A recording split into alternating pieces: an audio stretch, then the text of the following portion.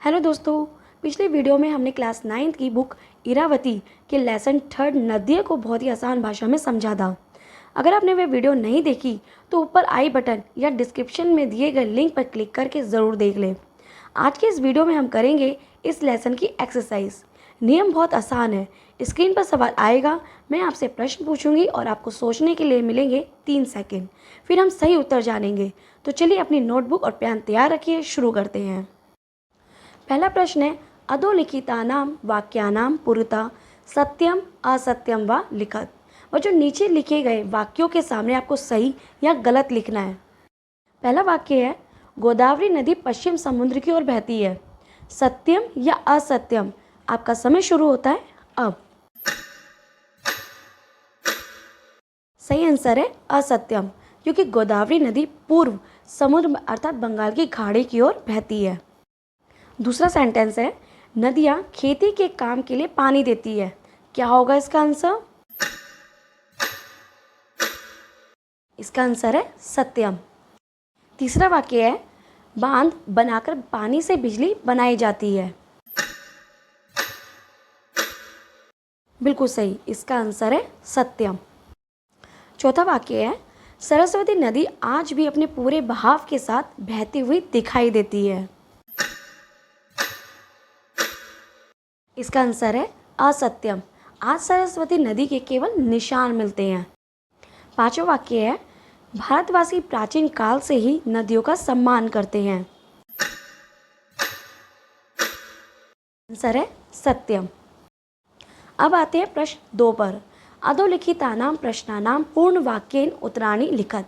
मतलब है कि नीचे लिखे प्रश्नों के उत्तर आपको पूरे वाक्य में देने हैं। पहला वाक्य है इसका, भारत के मध्य प्रांत अर्थात बीच वाले हिस्से में कौन सी 2 नदियां प्रसिद्ध है? सोचिए। इसका सही आंसर है, भारतस्य मध्य प्रांते चर्मणवती वेत्रवती च नद्यौ प्रसिद्धिस्तः। मतलब चंबल और बेतवा ये 2 नदियां प्रसिद्ध हैं। अगला है, कौन सी नदियां पूर्व समुद्र की ओर बहती है?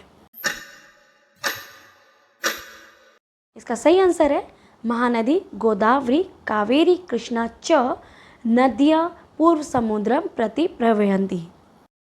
नेक्स्ट क्वेश्चन है, हिमालय की चोटियों से कौन कौन सी नदियां निकलती हैं?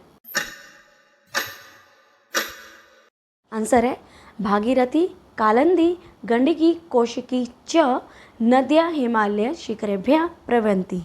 नेक्स्ट क्वेश्चन है, पंचनद प्रांत यानी पंजाब वाले क्षेत्र में कौन कौन सी नदियां बहती हैं? इसका आंसर है, पंचनद प्रांते वितस्ता झेलम चंद्रभागा इरावती विपाशा शुद्रदु च नदियां प्रवहन्ति। नेक्स्ट है, खेत किससे सिंचित या जलमग्न हो जाते हैं?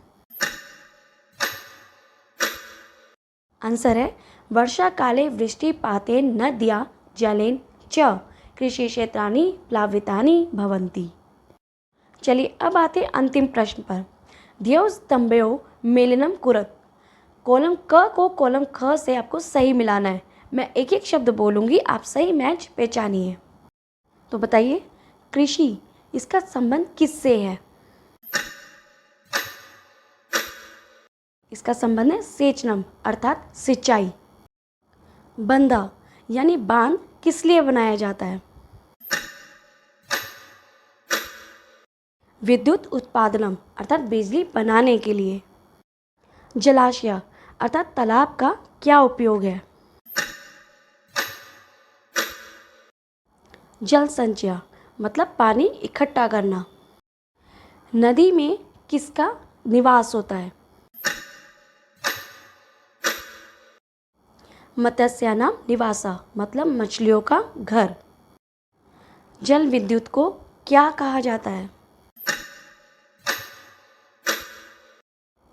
जलमूला विद्युत मतलब हाइड्रो इलेक्ट्रिक पावर। तो दोस्तों, इस तरह हमने क्लास 9 संस्कृत इरावती की लेसन 3 नदिया का पूरा अभ्यास कार्य भी आसानी से हल कर लिया। आपके कितने उत्तर सही हुए मुझे कमेंट करके ज़रूर बताइएगा। अगर आपको ये क्विज स्टाइल वीडियो पसंद आया हो तो वीडियो को लाइक करें, दोस्तों के साथ शेयर करें और चैनल को सब्सक्राइब करना ना भूलें ताकि अगले पार्ट की वीडियो आपसे मिस ना हो।